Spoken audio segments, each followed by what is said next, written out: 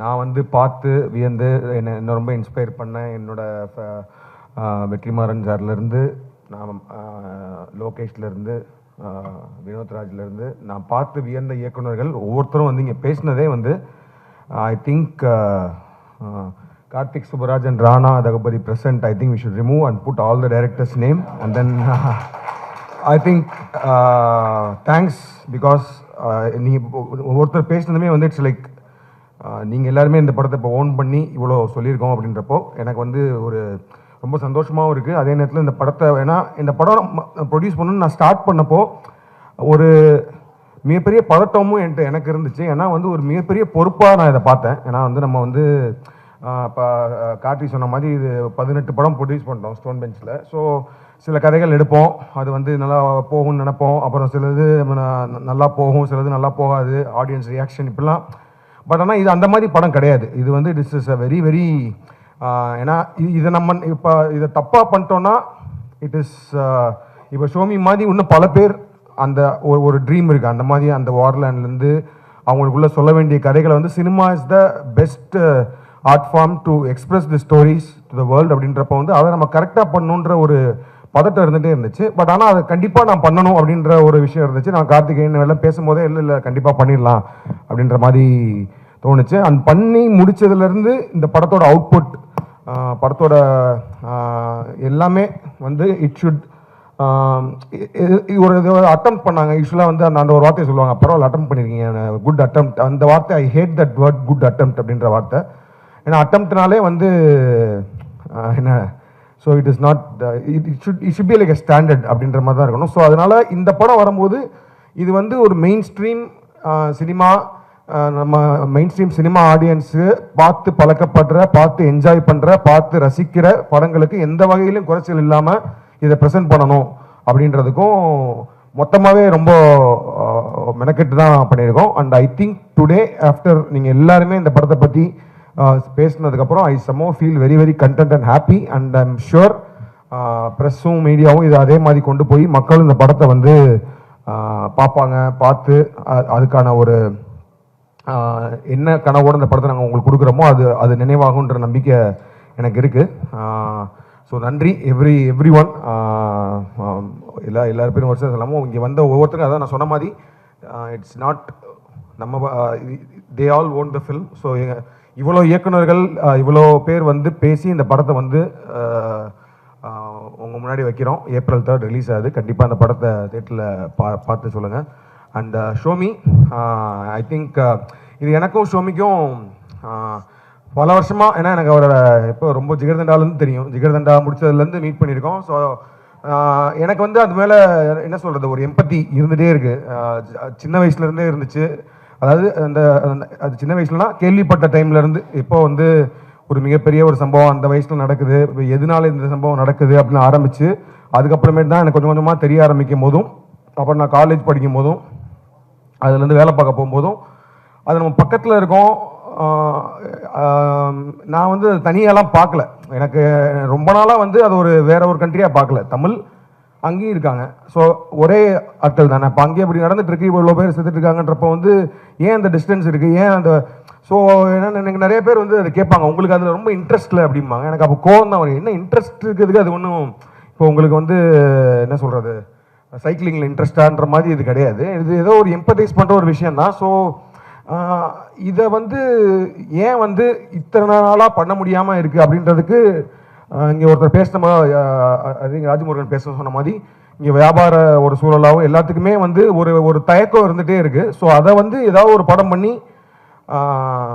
அதை அந்த தயக்கங்கள்லாம் போக்கி இந்த கதைகளுக்கெல்லாம் அடுத்த இப்போ எனி ப்ரொடியூசர் அடுத்த மிகப்பெரிய ப்ரொடியூசர்களும் இந்த மாதிரி ஷோமிதரன் மாதிரி ஒரு இயக்குனர் அந்த மாதிரி ஒரு கதையை கொண்டு வந்தாலும் தைரியமாக அது இதோட பெரிய பட்ஜெட்டாக ஒரு பல 100 கோடிகள் போட்டு அந்த படத்தை எடுக்கிறதுக்கான ஒரு தைரியத்தை முழுசாக கொடுக்குறதோ இல்லையோ அதுக்கான ஒரு ஸ்டார்டிங் பாயிண்ட்டாக இந்த படம் இருக்குன்னு நம்புகிறேன். அதை நம்ம வந்து பண்ணணுன்றதுக்காக ரொம்ப இருக்கும். ஸோ ஷோமி பற்றி மட்டும் ஒரே விஷயம் மட்டும் சொல்லி இது பண்ணிக்கிறேன். ஏன்னா ஷோமி வந்து நான் ஃபஸ்ட்டு பார்த்தது டாக்குமெண்ட்ரி ஃபிலிம்லாம் பார்த்துருக்கோம். ஸோ எனக்கு அப்போவே நான் வந்து என்னென்னா நாங்கள் ஸ்டோன் பெஞ்ச் ஆரம்பித்து ப்ரொடியூஸ் பண்ணும்போது ஷோமிதரனுக்கு அவரோட ரொம்ப ஒரு உண்மையான ஒரு ஏன்னா அவர் ஹார்ட்லேருந்து வர ஒரு ஸ்டோரியை நம்ம வந்து பண்ணணும் அப்படின்றது பண்ணோம். நிறைய ஸ்டோரி டிஸ்கஸ் பண்ணியிருக்கோம், என்ன படத்தை ஃபஸ்ட்டு பண்ணலாம் அப்படின்னு ஷோமிக்கு ப்ரொடியூஸ் பண்ணலான்னு சொல்லிட்டு. அண்ட் ஆல்சோ நான் ஃபஸ்ட்லேருந்து அவர் மைண்டில் சொல்லிகிட்டே இருந்தது வந்து, ஏன்னா அவர் நிறைய டாக்குமெண்ட்ரிஸ் எடுத்திருக்காரு. அந்த டாக்குமெண்ட்ரிஸ்லாம் பயங்கரமாக பல இடங்களில் திரையிடப்பட்டிருக்கு, பேசப்பட்டிருக்கு. பட் ஆனால் நீங்கள் வந்து ஒரு மெயின் ஸ்ட்ரீம் படம் தான் எடுக்க போகிறீங்க ஷோமி. ஸோ அதனால் வந்து அதுக்கு நம்ம நீங்கள் தயாராகிக்கோங்கன்னு நான் நிறையா வாட்டி சொல்லிகிட்டே வந்துட்டு இருந்தேன். அப்புறம் ஜெகமே தந்திரம் ஒர்க் பண்ணுறப்போ நான் சொன்னேன், நீங்கள் ஏன்னா அவருக்கு நடிக்கிறதுல ரொம்ப ஆர்வம் இருக்குது, அதனால வந்து அவருக்கு ஒரு சின்ன ரோல் கொடுத்துட்டு அதே நேரத்தில் அங்கே வந்து நீங்கள் வந்து ஒர்க் பண்ணுங்கள், படத்தில் வந்து ஒர்க் பண்ணுங்கள். பிகாஸ் ஒரு ப்ரொடக்ஷன் ஈவன் அந்த படம் வந்து 1 கோடியோ 2 கோடியோ 5 கோடியோ அது ஹேண்ட்லிங் பண்ணுறது வந்து டாக்குமெண்ட்ரி ஃபில்ம் மேக்கிங்கோட அது டோட்டல் டிஃப்ரெண்ட் சீன் அது. ஸோ அதை நீங்கள் கரெக்டாக பண்ணுறோன்னா வந்து நீங்கள் அப்படியே இருந்து ஒர்க் பண்ணலாம் அப்படின்னு சொன்னோம். ஸோ அங்கேயே வந்தார், அங்கே வந்துட்டு ஜெகமே தந்திரமில் ஒர்க் பண்ணார்.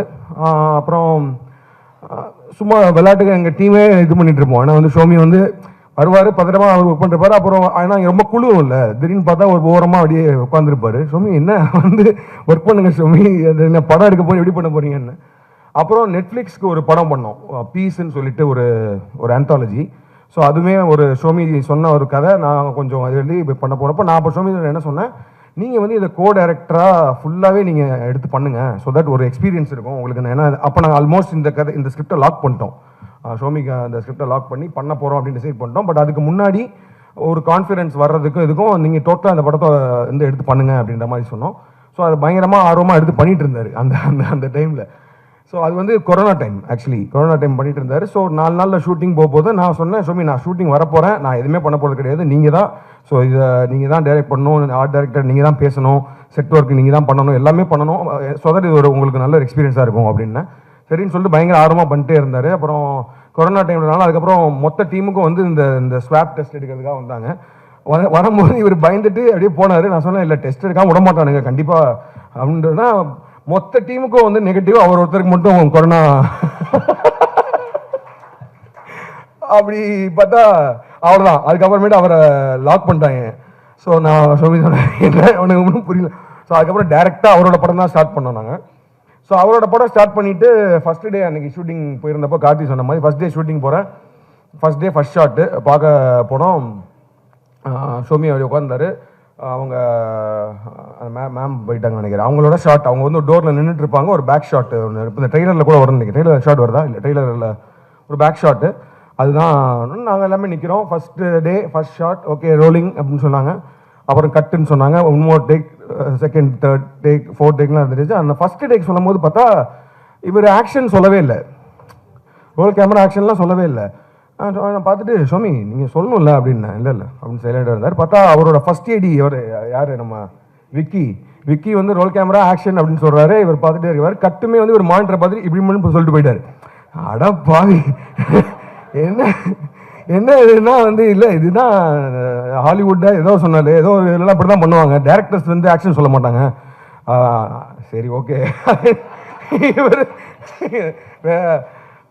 அதுக்கப்புறமேட்டு அப்புறம் நாங்கள் வந்துட்டோம். ஃபஸ்ட் டே முடிஞ்சதுக்கப்புறமேட்டு வந்துட்டோம். அப்புறம் வந்ததுக்கப்புறம் என்னென்னா, நான் சொன்ன மாதிரி ஒரு பெரிய பொறுப்பு இருக்குது, இந்த படத்தை வந்து கரெக்டான பட்ஜெட்டில் முடிக்கணும், கரெக்டாக ப்ரெசென்ட் பண்ணுன்றப்போ வந்து போயிட்டு இருக்கும்போது அங்கேருந்து நான் வந்து அப்போ XXXோட ப்ரீ ப்ரொடக்ஷனில் இருக்கேன், ஜிகர்தண்டா XXXோட ப்ரீ ப்ரொடக்ஷன் லொக்கேஷன் பார்க்கலாம் போயிட்டுருக்கேன். ஸோ அங்கேருந்து ஃபோன் பண்ணி சொல்கிறாங்க, அந்த மாதிரி வந்து ஷோமி வந்து நிறைய டேக் போகிறாரு, பெர்ஃபெக்ஷன் அந்த மாதிரி நிறைய ரொம்ப டேக் போயிட்டே இருக்காரு. அதனால் என்ன சொன்னேன்னா, அப்புறம் நான் வந்து என்னோட அசோசியேட்ஸ் 2 பேர், பரத் அண்ட் சைலம், அவங்க 2 பேரும் அனுப்பிச்சேன், நான் ஜஸ்ட் ஃபார் சப்போர்ட் அப்படின்னு சொன்னேன். ஸோ அவங்களும் போனாங்க. அவங்களும் போனதுக்கு அப்புறமேட்டு அவங்க எனக்கு ஃபோன் பண்ணிட்டு, நீங்கள் ஏன் வாங்க தயவுசெய்து, எனக்கு வந்து அவர் எனக்கு ஹேண்டில் பண்ணல முடியல எங்களுக்கால அப்படின்னாங்க. ஏன்னா பிரச்சனைன்னு கேட்டேன். அப்புறம் சரி நானே போனேன், அந்த லொக்கேஷன் பார்க்கறதெல்லாம் நிப்பாட்டிட்டு ஒரு 10 days அங்கே போனேன். போயிட்டு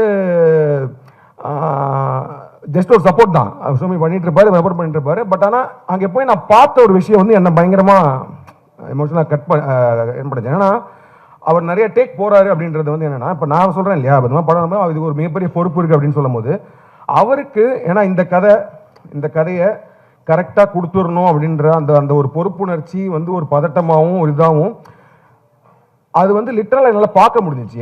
before it says okay for any shot, அவர் ஏன் இத்தனை வாட்டி யோசிக்கிறாருன்னா அதுக்கு பின்னாடி மிகப்பெரிய பொறுப்பு ஒன்று இருக்குது அவருக்கு வந்து. ஏன்னா வந்து இந்த படம் தப்பாச்சுன்னா இதுக்கு பின்னாடி நிறைய ஃபில்ம் மேக்கர்ஸ்க்கான ஒரு ஸ்கோப் போயிருன்றனால அது ஏதோ ஒன்று ஒரு மைண்டுக்குள்ளே இருக்கிறத பார்த்தேன். அப்போ தான் I could understand. Okay, but நான் சொன்னேன் இல்லை, அதுக்காக அப்படி சொன்னீங்கன்னா ஒவ்வொரு ஷாட்டும் 27 டேக்லாம் போச்சுனாலாம் வந்து நம்ம ஓப்பன் பட்ஜெட்லாம் பண்ண முடியாது. அது பண்ணலாம். அதே மாதிரி சடனாக பார்த்தா சொன்ன மாதிரி ரொம்ப பரபரப்பாக ஷூட்டிங் போயிட்டு இருக்கோம். ஸ்டண்ட் மாஸ்டர் வெயிட் பண்ணிட்டு இருப்பாரு, ஆக்ஷன் இது பண்ணிட்டு இருப்பாங்க. அந்த புட்டு சமைக்கிற ஷாட்டில் ரொம்ப நேரம் உட்காந்துருப்பாரு.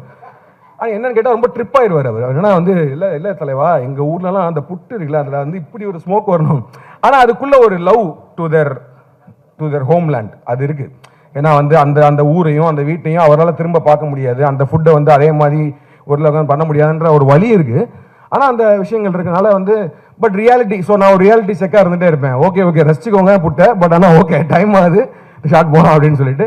ஸோ ஒரு பாயிண்டில் எல்லாருமே சனந்த்லாம் அப்படி தான். சனந்த் வந்து ஆக்சுவலி படத்தில் வந்து சனந்த் வந்து ஒன் ஆஃப் த ஒரு மெயின் இதுதான். ஸோ எப்படின்னா சனந்த்லாம் அவன் டெய்லி வருவான், வந்துட்டு அவனோட காஸ்டியூம் வந்து ஒரு லுங்கி ஒரு சட்டை தான் போட்டு வருவான். நான் அப்புறம் சொல்லுவேன் அவன்கிட்ட, டே இல்லைடா உனக்கு நீங்கள் ஷூட்டிங் இருக்காதரா அப்படின்னு. ஏன்னா அப்படிங்கம்மா, இருக்காதரா பாடுறா அப்படின்னு பார்த்தா அவர் உள்ளுக்குள்ளே எடுத்துகிட்டு இருப்பார் புட்டு இதெல்லாம் எடுத்துகிட்டு. கடைசியில் பார்த்தா வந்து இல்லை சனந்த் உனக்கு கிடையாது அப்படின்னு. இந்த மாதிரி 3 நாள் 4 நாள் வந்து அப்புறம் 5 நாள். ஸோ மொத்தமாக சனந்தோட என்டையர் போர்ஷன் வந்து 1.5 நாள் எடுத்தது தான். ஆனால் ஒரு 10 நாள் இருந்தாங்க, பட் ஆனால் 1.5 நாள் எடுத்துட்டோம். பட் ஆனால் எல்லாருக்குமே I think Naveen everyone have a lot of stories behind it. But all this has one very deeper emotion to it.